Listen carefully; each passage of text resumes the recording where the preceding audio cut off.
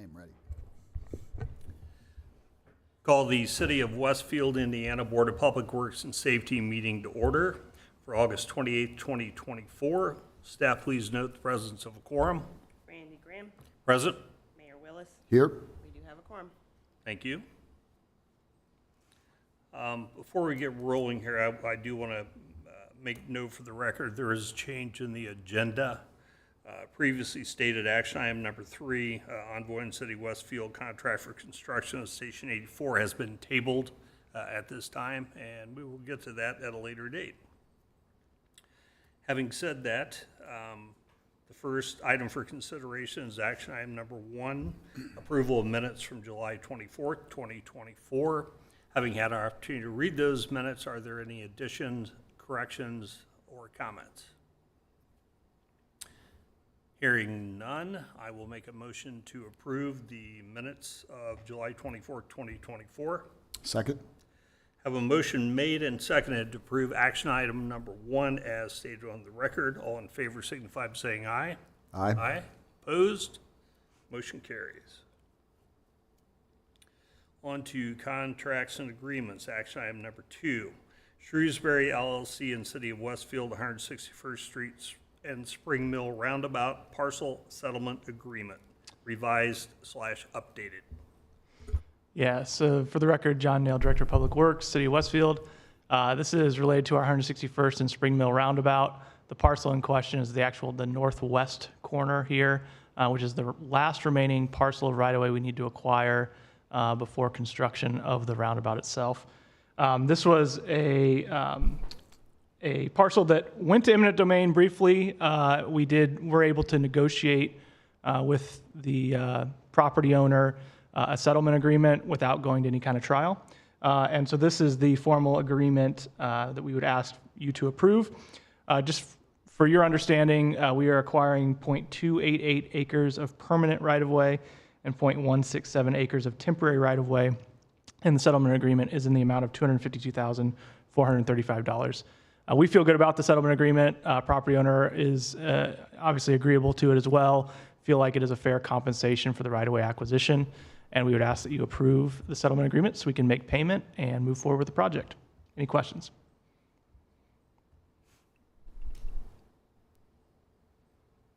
Questions, comments? Hearing none, I'll make a motion to approve action item number 2, Shrewsbury LLC and City of Westfield, 161st Spring Mill Roundabout Parcel Settlement Agreement, revised and updated. Second.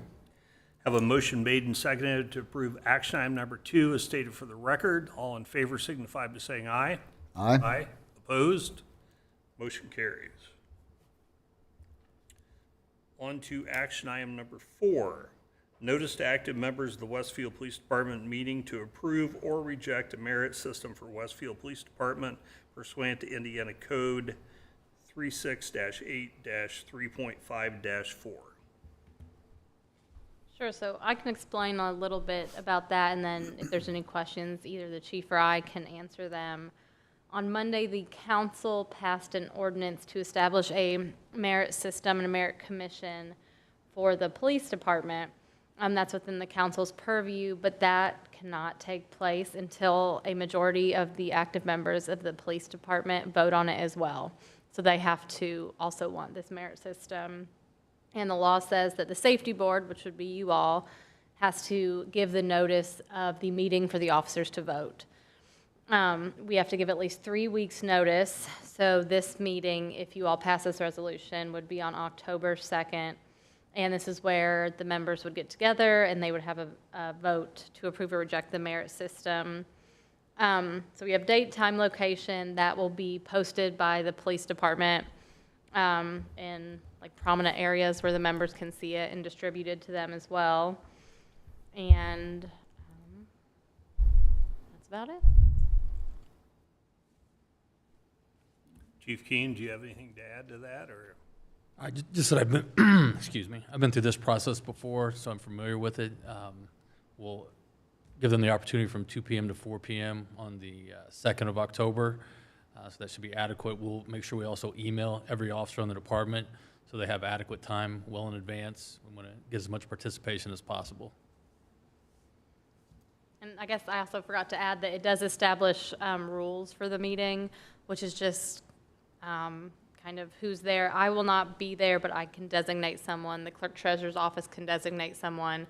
But then those people leave the meeting because it's just for active members, someone selected as chair, and then it just goes by how the ballot procedure works and where the ballots are kept if a majority of the members don't show up and we have to hold another meeting. So it just kind of establishes how it should run, so there's no question. So then if it is approved after that, then there will be an appointing of the merit board. Yes, After so that. it would take effect on January 1st if it's approved, if they voted in. And I think it's by the beginning of March, then the Merit Commission members are selected. I think there's some by the executive, the council, and then the members as well. The members of the police department also get to meet again and vote in, I believe, 2 commissioners. Yes, so if they vote in favor of it, then I would have to come back probably in the beginning of the year and ask you to post a second meeting so that the active members can elect their 2 representatives, 1 Democrat and 1 Republican. Okay.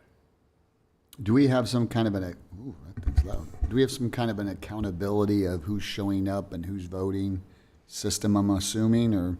Yeah, so the way it's written is that there is like a roster of active members. And so at the beginning of the meeting, the chair would state, is the majority here, which doesn't necessarily matter for this point because there's a 2-hour window. I would assume you can come and go. But it's good to know, and he will have the roster. And so then there's a procedure before the votes are counted to make sure that a majority voted. And if not, then the clerk treasurer's office would take the ballots and we would post another meeting notice because a majority of the members have to vote it in. So that can't happen if a majority doesn't show up. But we keep accountability to make sure people who are voting should be voting and they don't vote more than once. I think that's probably what the roster's for. Okay. I don't know if it outlines it, but I think it's a good idea that the chair can make sure that everyone who votes is on the roster. So I think that's kind of the purpose of that. And Yeah, what I'm used to, there's a ballot box, there's the roster, and your name gets checked off, and you get your ballot, you go over to the side, vote, and they sit there and oversee the whole process. Great. Yeah, that sounds good. Anything else?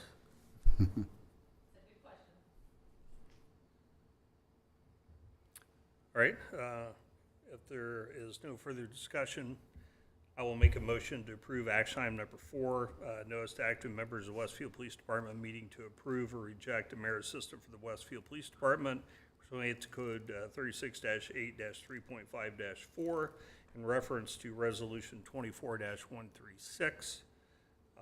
Did I leave anything out? Okay. I'll second that. Motion made and seconded for action item number 4 as stated for the record. All in favor signify by saying aye. Aye. Aye. Opposed? Motion carries. Thank you.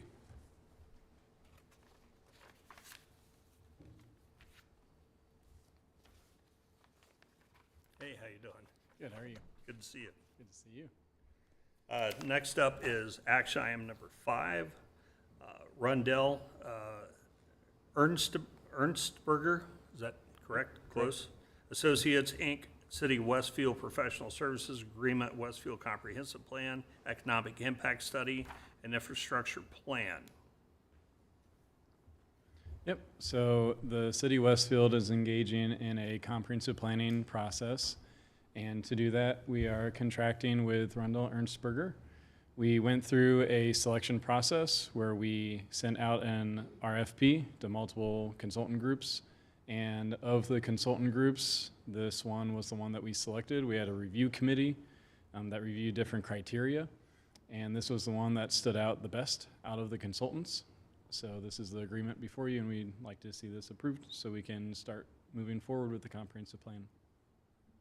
Here to answer any questions if you have any. Thank you. Curious, I didn't recognize this. Is this a consultant we've used in the past, or are they new? I believe that they're new to Westfield, but they are fairly popular in Indiana. Okay. Someone can correct me if I'm wrong, knowledge prior to me being here. But they're a pretty reputable firm that's widely known nationally as well. Yeah. I'll just add that they they were one of 2 finalists for the State Road 32 streetscape design. They were not awarded that design, MKSK was, but we worked with them closely in the streetscape committee during that process. And we wanted, we wanted to do something unique and different in Westfield. So hiring a local firm that has been doing comprehensive plans throughout Indiana was not the path we wanted, although they will be partnering with a local firm. You want that in-house, knowledge that a local firm would have, but we want somebody that's done more national level work to bring creative ideas in our community we may not be seeing in Indiana currently. Yeah, and to add on to that, so Rundle Ernstberger, they're also sub-consulting out with other groups. So one is Urban 3, they do economic portions of this, and Lockmuller Company, they'll do more of the civil side, but both of those are Indiana native, so there is a combination of national and local representation here. Yeah, I like the approach. I just wasn't totally up to speed on that, so. Any further discussion? If there's no further discussion, I will make a motion to approve action item number 5, Ruddle and Ernstberger Associates Inc., in the City of Westfield Professional Services Agreement, Westfield Comprehensive Plan, Economic Impact Study and Infrastructure Plan, referencing REA agreement. Second. Have a motion made and seconded to approve action item number 5 is stated for the record. All in favor signify by saying aye. Aye. Aye. Opposed? Motion carries.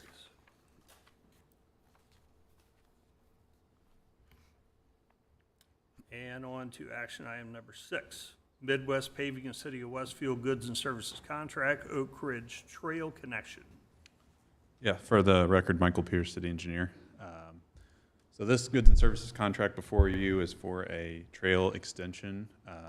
It is on Oak Ridge Road between basically Citation, the north side of Citation Drive, and it's a little hard to see, but there is a boardwalk / bridge structure that crosses the creek just north of there. It's a wooden structure. Actually, on that topic, kudos to our street department, as they actually extended that structure about 30 feet to the south and put a bend in it to continue this trail project. But as it currently sat before them, there was a 3-foot basically drop off from the edge of that structure down to the existing grade. So they extended that out for us and made a curve so that we could put this trail on the edge of that. So they did a great job with that. Hopefully by next meeting they'll be completely done, and I can share some pictures of that with you, but they did a great job. So we quoted out the rest of the work to basically extend that trail from the edge of that boardwalk down to Citation Road. This is a project we had been corresponding with Village Farms HOA on for a number of years. They felt it was very important to have that connection to allow them to get to the larger pedestrian network, basically north of there. Didn't really feel like they had a good connection until this was built. So we had committed to doing this maybe a year or so ago, and got the boardwalk done now, and so now really the final piece is this trail connection. So we did quote this out. We got 6 quotes. Lowest quote was Midwest Paving, who's also doing our Tomlinson Road project at the same time, so some efficiencies there. Contract is for $55,374.60, and they would expect to have that completed by November 1st. They're awarded.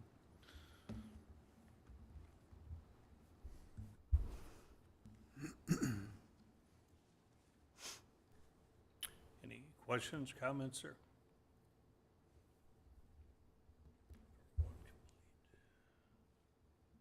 All right, if there is no further discussion, I will make a motion to approve action item number 6, Midwest Paving and City of Westfield Goods and Services Contract, Oak Ridge Trail Connection.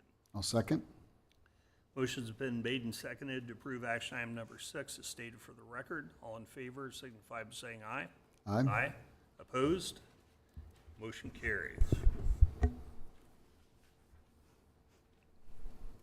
On to the consent agenda. I will make a motion to approve the consent agenda as stated. Second. Motion's been made and seconded to approve the consent agenda. All in favor signify by saying aye. Aye. Aye. Opposed? Motion carries. Moving on to department reports. First up, we have Fire Chief.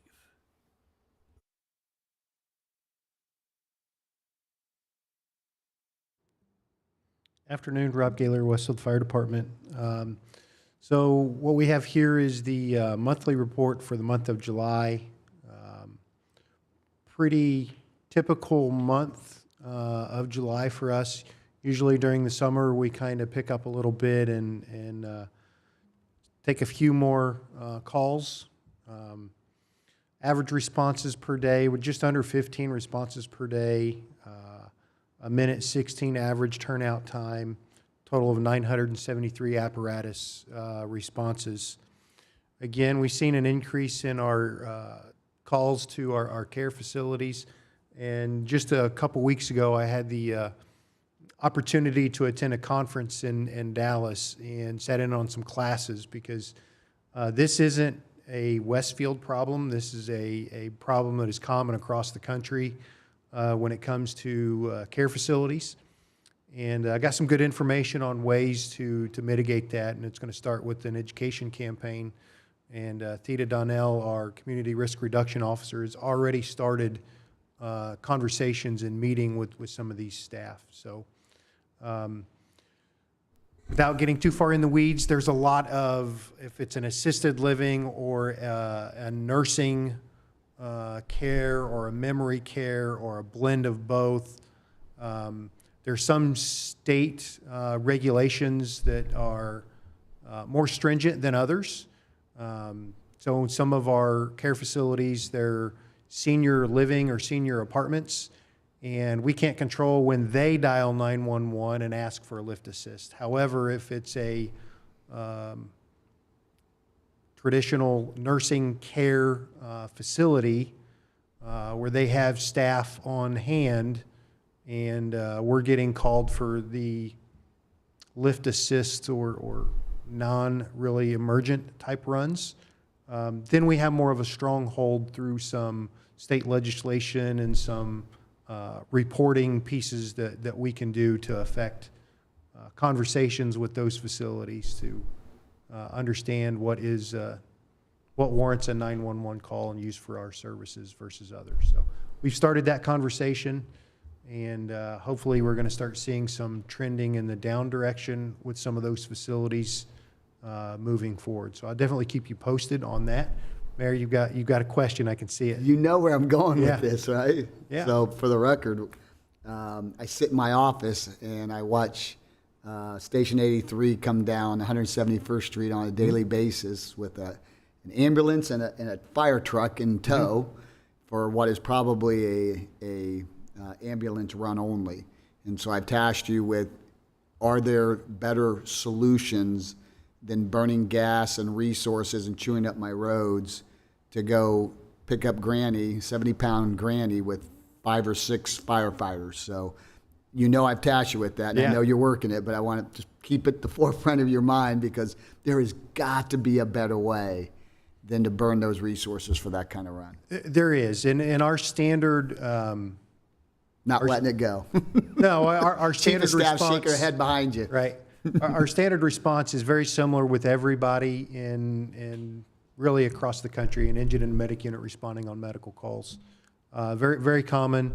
However, 100% agree in those low level, non-injury type calls. There could be a better response model out there, but my goal is if you need lifting assist, that is a different call than an emergent 911 run. I agree. So let's take care of the root cause of the problem, and that, in a sense, will take care of sending an engine and a medic unit on those and alleviate that. So we're gonna try this campaign first. Fair enough. And hopefully we because ultimately it is a challenge, and it's a problem. Again, not just Westfield, but communities all over central Indiana and the country.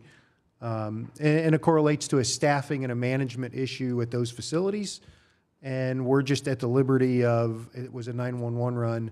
We don't have the ability to tell them no. If it comes in as a 911 call, we're required by law to go. I will say there is some federal legislation on the plate, ET3, that has been a hot topic over the last 2 or 3 years, and we're starting to see some areas of implementation. that will allow us to send different units, a social worker or a single EMS supervisor or something like that, and still maintain the ability to seek funding sources or bill them, quite frankly, for those calls that are non-emergent. So there is some legislation nationally that we're waiting on getting finalized and pushed through some of the steps as we get here to the local area. And quite Really frankly, excited about you that. know, we have a real need in Westfield for more elderly care facilities. And I don't like the fact that we make decisions on development and allowing those kinds of facilities in our community because they're a burden on our fire department. There's got to be a balance. Yeah. There just has to be. And so I'm glad to see that we've got some steps to follow to see where this goes, but we've got to figure that out. Because, you know, I hear from the council all the time now with elderly care facilities, it sucks so many of our resources now. We don't want any more of these, and that's just not the answer. Right now, it's between 15 and 18% of our call volume, and I think that's really lopsided. Those true emergencies to those facilities are not 15 to 20% of our call volume. We don't mind going to those facilities when there's an emergent situation, a need for medical services, but they have every lifting and moving device known to human race. They need to up their staffing and utilize those tools instead of relying on fire service and EMS services to handle that. So we're starting that campaign, and hopefully we get to see those trend down. What we have in front of us here is just the districts compared to July of 23 and July of 24. So we're up about 8% in our overall call volume from last year. You can see that some of the districts were down and some increased. And what you're seeing there is we didn't put the third medic unit in service until October of 23. And so you're seeing some numbers skewed there because we modified some districts, response areas, and some things like that is why those numbers really modified and changed. Outside of that, this is just a breakdown of actually what the calls were for. You can see that 63% of our calls are EMS runs. And that's really below the national average. Usually from 68 to 72% is the national average when it comes to fire-based EMS medical calls versus other types of incidents. Again, I'm not going to bore you with reading all of the data sets here and the points, but would be happy to answer any questions that you folks may have. I just want to say for the record, I'm in step with the mayor on what he said. And you and I have had a discussion at this meeting before when I've asked the questions about it, what can we do? And I know that you're working on it and appreciate that, and hopefully we'll come to some type of resolution. You know, I realize the struggle. We had a wake-up call a couple days ago, and it was a former neighbor who's in an assisted living facility. She'd fallen down again, and she wanted me to come pick her up. She was confused, not realizing she was there and not across the street from me anymore. And I know the fire department has helped get her up several times, more than what I could have done by myself. So I understand the struggle.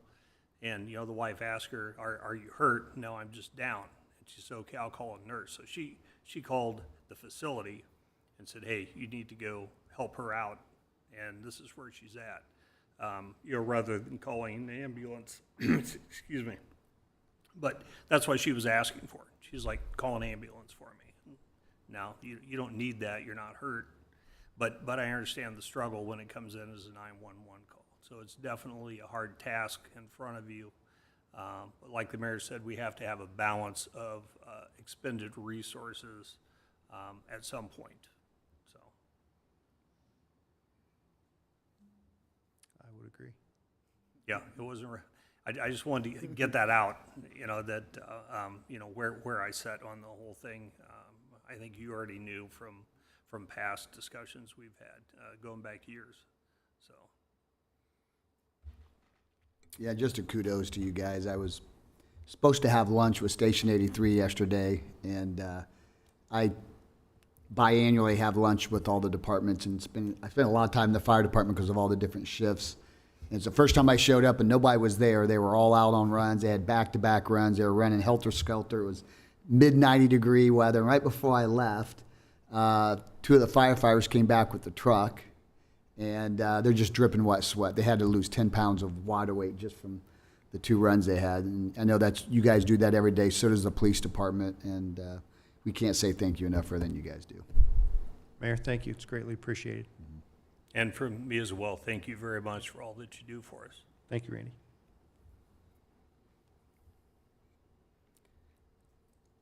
Next up is the police report, Chief Keen.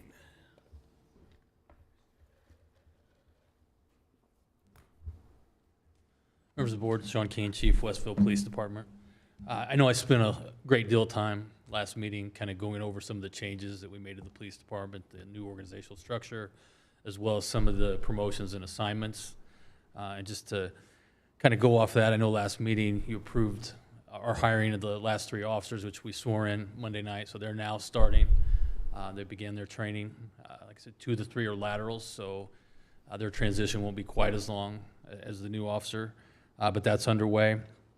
That places us 1 officer down at this point, which I interviewed earlier last week. Should some of the paperwork come back and I would bring that person back to you, that'll take us to our budgeted 75 positions. We'll be fully staffed at that point. So that's an update as far as staffing is concerned.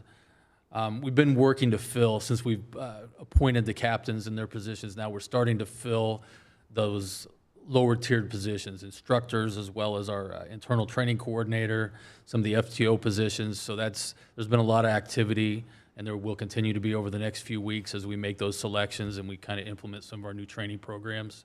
There's going to be a lot more training take place, especially with firearms. We're going to move to 3 qualifications per year versus just what's typically been 1. We're also going to, in addition to more range time, we're planning to host at least 10 schools here next year. We've already got 2 scheduled for the remainder of this year, but the goal is a minimum of 10 that we would bring here that our officers could attend, which would greatly reduce the cost and greatly increase the amount of training that we're going to provide. So that's a big step. We're moving forward on those things as well. Policy development is our next thing. We've identified a number of policies that we're going to be working on, kind of modernizing and updating, and we'll be doing that through the rest of this year. Those are the big things. There's been a lot going on. Obviously, I brought you the merit system. The interlocal agreement with the school was voted on Monday too. That's a big, operationally for us, is going to help us out a lot as far as filling those slots. That's kind of what's been going on, which is significant for the last couple of weeks. But I'm happy to answer any questions that you might have regarding the police department at this time. I just got one comment / tasker for you. This is going to surprise you. Probably shouldn't have done it in this meeting, but we're going to do it anyways. That's okay. So the whole public safety training facility is getting off the rails. And now they're talking about the county purchasing their own land and not doing it on the parcel that we own where we have all the fire training stuff already set up. And the prices they're starting to talk for an annual fee is making me start to think maybe we just need to put a pistol and rifle range on our own property and do our own thing. I did get some information from the other chiefs regarding that in an email just a couple of days ago. So I think there might be some bad information about what that cost might be. The number I was provided that they're looking at is around $50,000 per agency annually. And I think what they said in the email that somehow that information might be around $800,000, what was going around. I've heard the $100,000 number as well, which was what it would cost for us as a city. Yeah, both police and fire, yes. Both police and fire total, 100. Wow, that Guinness looks really good. Sorry, just got distracted by the beer truck going by. I'll second that. I saw Notre Dame at first. I'm like, really? Anyways, gosh, I'm on public record. I got to get back on focus. we just need to be, now, what, we're gonna move the fire stuff over? Who's gonna pay for that? Who's gonna manage it? They've never once sat down with any of the mayors and shared, here's the vision, here's how much we think it's gonna cost. It feels like it's just been a moving target. Maybe we're getting close. But I do think we need to start thinking about circling the wagons just internally in Westfield. What would it cost? Think about $100,000 a year over the next 40 years. That's what? A lot of money. Millions and millions of dollars. Does it make sense just to do it in-house? I'm not saying the answer is yes or no. I don't really know, but I want you to start both of you starting to think about that, because I'm really concerned where this is going, and I don't think they have their arms around exactly what it's going to cost. It sounds like you may have more information than we've got recently. So We probably all need to put our heads together. I think we have a meeting scheduled with you next week to discuss that. I think. Perfect. Okay, good. That'll work. Danielle, I'm assuming Danielle's in that meeting as well. So Just for the record, we collect about $75,000 a year to operate the current center. And that's from all of the agencies and entities that are out there and quote unquote playing at that facility. So for us to, as a city, to contribute $100,000 a year over the next however many years, I think we really need to have a discussion on what it would take to operate the facility.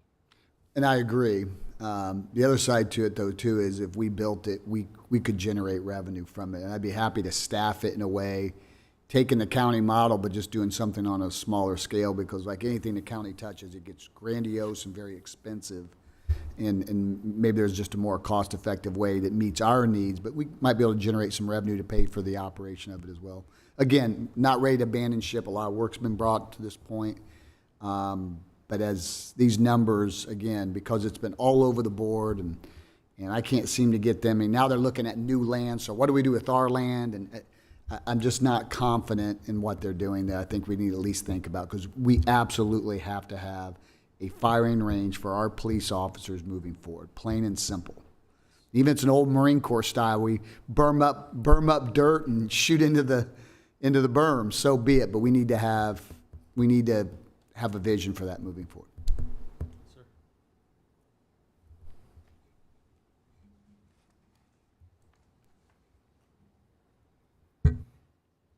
Totally agree, sir. What he said, I agree. So I'm sure you guys will be diligent on this and meeting with the mayor and you guys getting your heads together and heading for a common solution to the problem. So, Yes, sir. anything else for the chief, sir? Thank you. Chief Keen, thank you. Oh, I will say this. Morale is up really high in the police department right now, and I know it's a reflection of your leadership. I think I say that every time you come up in front of us, but I know Danielle sensed this as well. And we're down with talking to police officers. They got a smile on their face. They're happy. They love their job, and we're trending in the right direction. So I appreciate your leadership in that regards.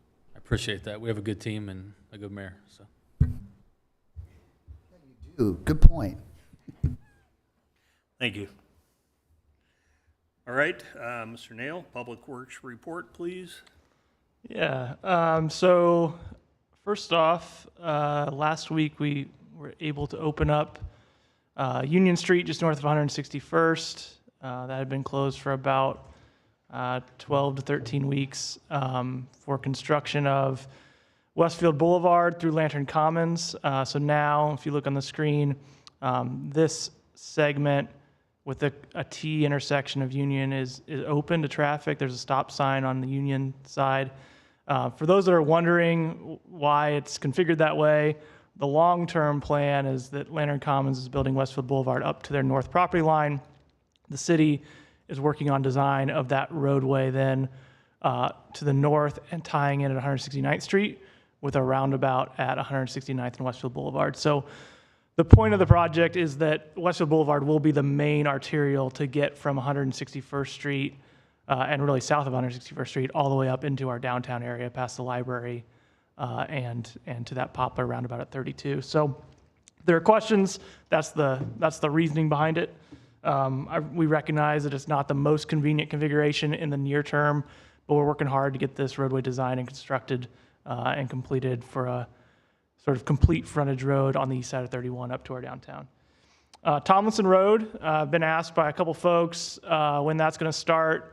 Michael, correct me if I'm wrong, but I believe September 4th, the Tuesday after Labor Day, we'll begin the Tomlinson Road widening project from 196th Street up to Chatham Hills Boulevard.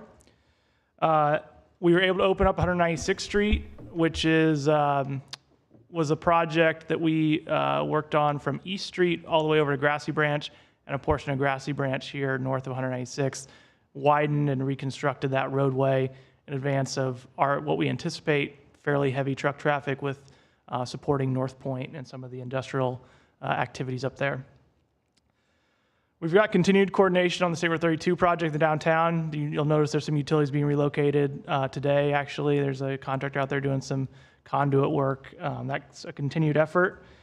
And then over the next month or two, you're going to start to see a lot of scope and fees from consultants on some of our capital improvement projects that we'll be working towards on the design side. So you'll see some of those contracts coming through Board of Public Works next month and the month after.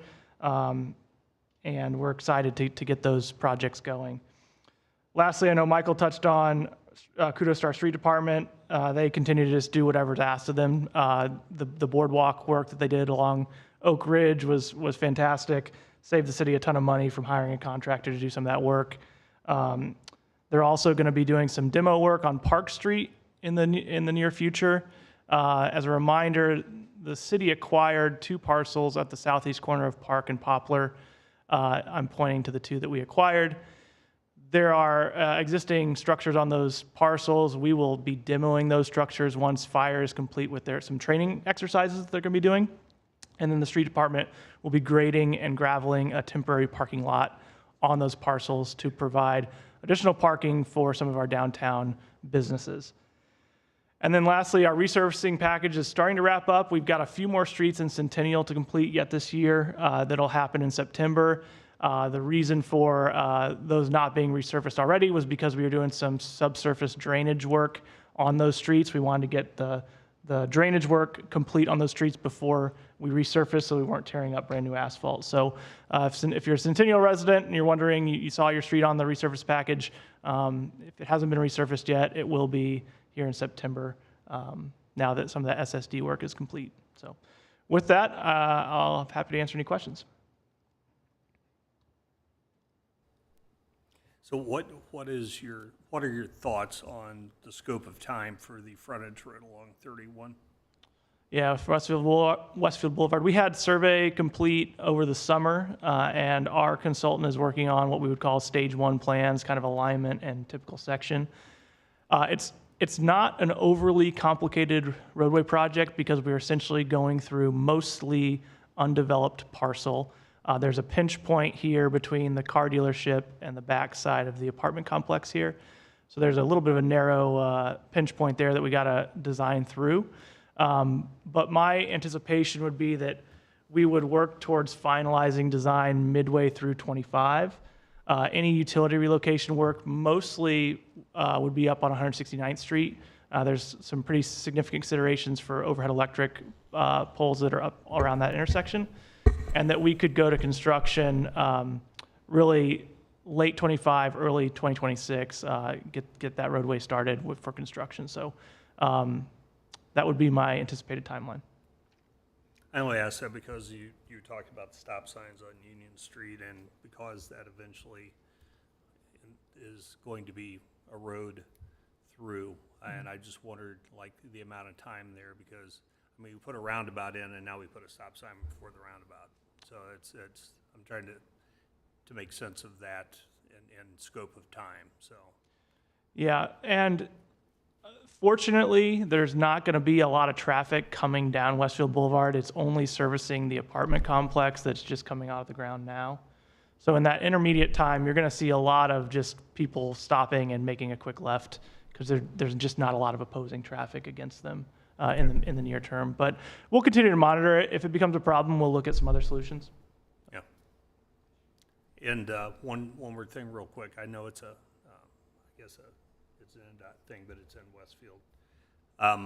East Street, the westbound 32 to relocate the utilities is going on. I mean, that's a temporary thing still, or it's CEG is on track to be complete with their relocation work by October 1st. So the Okay. closure would be lifted. That westbound closure be lifted by October 1st. Okay, and then East Street will reopen at that point Correct. Yes, it will. until they start to construct the roundabout for the 32. Until next year when we start constructing the actual roadway. Yep. Okay, I just lost track of the time frame Mm-hmm. of that, and it's very helpful to know what's going Yeah. on. It would be a good time to point out that we have a website, 32connects.com, that we will be using for all project updates and a one-stop place for communications on the project for businesses and residents. 32connects.com, 32connects.com. I'll check that out. I should be more up on it. I just have people asking me questions, and I don't want to give bad information, so. Yeah, we stay on hosted, top of Your it. neighborhoods. yeah, Mayor and I hosted a public meeting really geared towards the businesses along 32. What was that, 3 or 4 weeks ago now? We hosted at the library, had pretty good turnout, and were able to answer some of those questions and reiterate our efforts for communication on the project, because it will be, and I've said it before, I'll say it again, it will be messy. It's not going to be a convenient construction by any means, but we're going to do the best we can to make sure that everyone's aware of how to get to businesses, where to park, how to get around our downtown while construction is ongoing. Be very nice when it's finished. Yes, it will. I got one question and one comment. The email I sent you a couple weeks ago, and I think I sent you another one earlier this week, around the businesses there on 32, and they seem to think they've got flooding issues because of the work being done. Have you had a chance to follow up on that and any updates? I have, yeah, and the CEG contractor is aware of their concerns. They looked into it. There were kind of two issues there. One, there were some open holes in the roadway for where they were replacing water meters. The reason for the opening was they were still doing testing, so they didn't want to close it up, backfill it yet until they were finished testing. But otherwise, those should be resolved at this point. The flooding in the basement, the contractor and CEG were adamant that the construction work was not the cause of it. I know that the particular business owner said that their sump pump was operating fine and working. So I don't have a good resolution on that at this time. I don't expect that to continue. I don't know if the sump pump tripped maybe, or was temporarily not working for a little while, but there's no reason to expect that the water relocation work would be directly causing basement flooding. I know there was some question about before this 102 South Union basement got backfilled. I think it was last week that was completed. There was some water in the basement of that one. That was simply a function of it was a basement with no sump pump and is a low spot, so it does fill up with water over time. It was an abandoned basement. So that will happen, but as long as the sump pump is functioning, there shouldn't be anything construction related that would be causing a basement to flood. So could you do me a favor, because these businesses are getting browbeat, and they're going to continue to get that for the next year and a half. Could we send Mike or somebody from his team down there just to pay a visit, let them know we're listening? Yep. Take a look at it just to make sure we're not missing something. And I think it would go a long way for those Yeah. residents. We can, and then also we've worked with CEG and their contractor. They're well aware of some of the concerns, and they're making sure they're communicating regularly with those business owners and make sure they're parking and staging equipment in a way that doesn't disrupt businesses and resident day-to-day lives. Perfect. And then the other comment I'll make is, if our budget gets approved for 2025, Mike and his team are going to have a record year of investments in our infrastructure, over $42 million. That's going to be going out to improve our roads. That's more than I think we spent in the last 3 years combined. So buckle up. It's going to be a lot of work for you guys, but we appreciate the vision there and what's getting ready to happen in our city. Much needed.